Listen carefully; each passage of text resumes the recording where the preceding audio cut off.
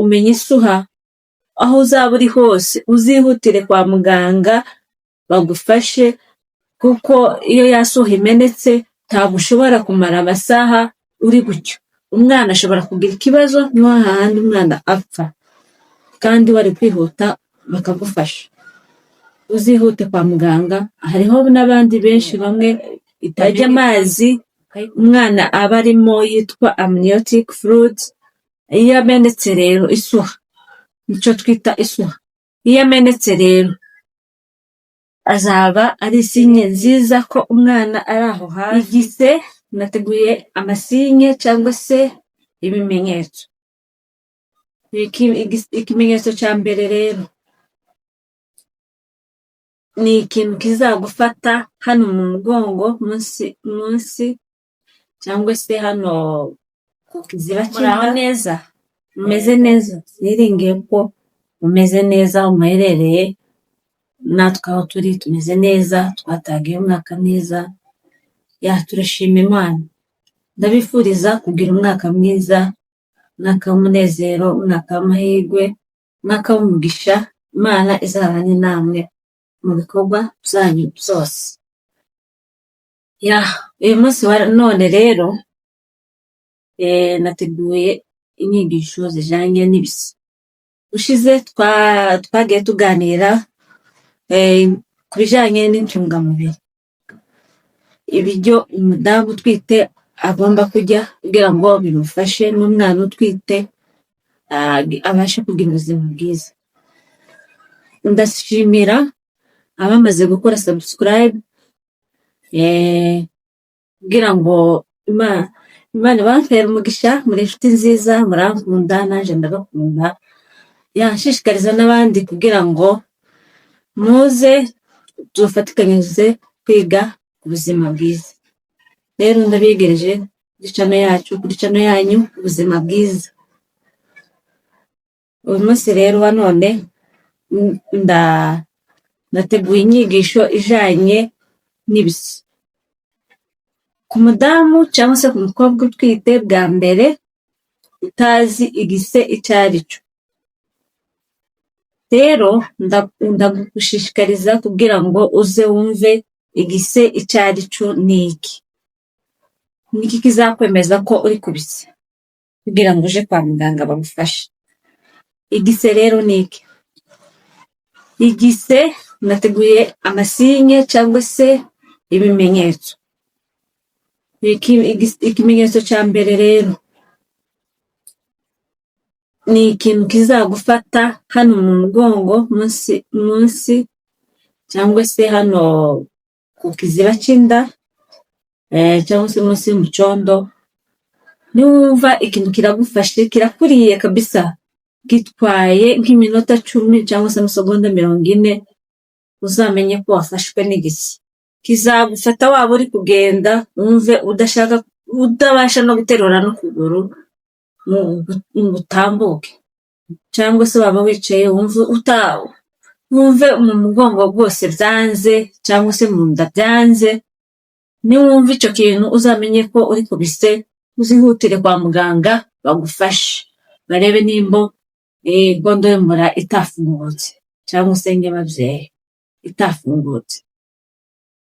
Rero indi sinye ya kabiri rero, uzafatwa no kuruka, wumve urarutse kabisa, ufashwe no kuruka, ntukagire ubwoba. Ni isinye nziza izakwereka ko umwana ari hafi, umwana ari kwisunika.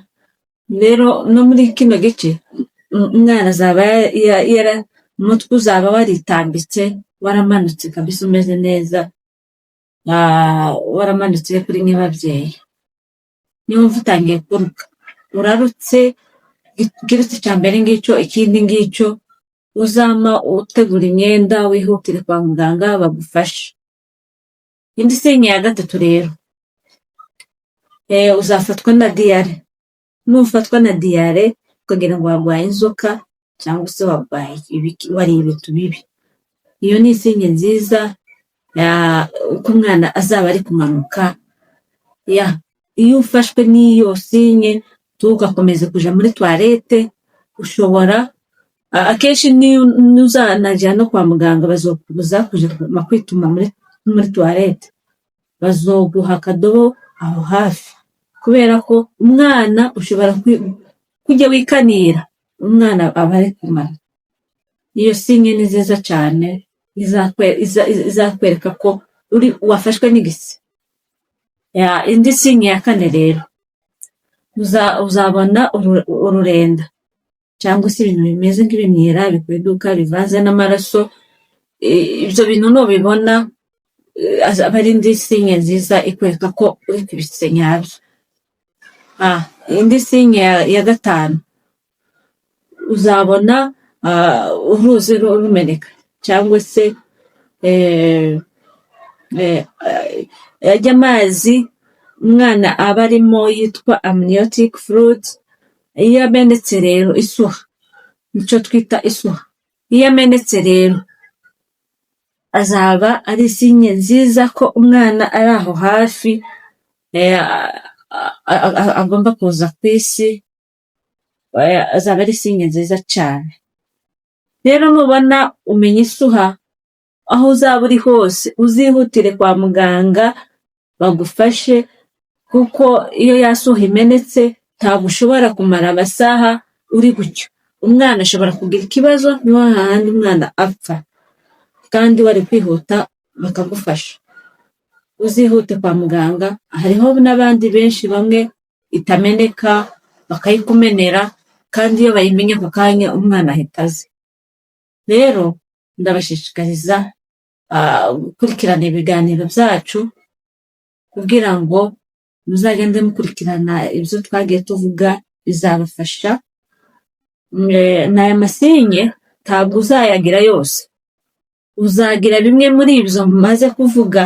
Ushobora gufatwa no kuruka cyangwa se na diyare, cyangwa se ugafatwa ayo mazi akameneka, umwana agahita aza.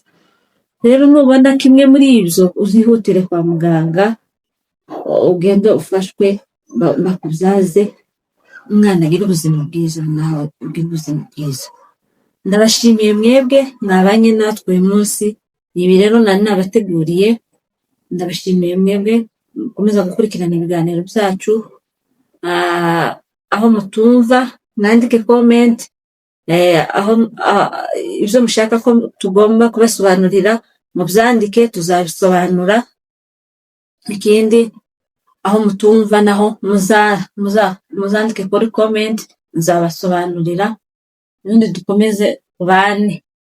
Wowe wakurikiranye ino video ufite mugenzi wawe utwite bwa mbere, musharingire ino video kugira ngo imufashe amenye igise icyo ari cyo.